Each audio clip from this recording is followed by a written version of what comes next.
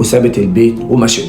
محدش دور عليها ولا حد من اهلها ولا اي حد دور عليها، وراحت قعدت في منطقة رمسيس طبعا في محافظة القاهرة، زي ما انتم شايفين كده على السلالم، ولبست نقاب، وكانت طبعا اي حد بيعطف عليها بيديها اكل بيديها ميه والكلام دوت. بتقول كانت كذا شهر في الشارع لحد ما جه استغاثه لطبعا دار الرعايه بتاعت سمر نديم اللي هي زهره مصر. بيقولوا لها ان في بنت منتقبه قاعده في منطقه رمسيس، البنت ديت يعني محتاجه لك وكده. فراحوا لها واحد وواحده عايز ان هم ياخدوها، فضحكت عليهم وما رضتش تقول لهم اسمها، كانت خايفه منهم وقالت لهم ان هي اسمها هاجر، ما رضتش تقول لهم ان اسمها ايه ضحى.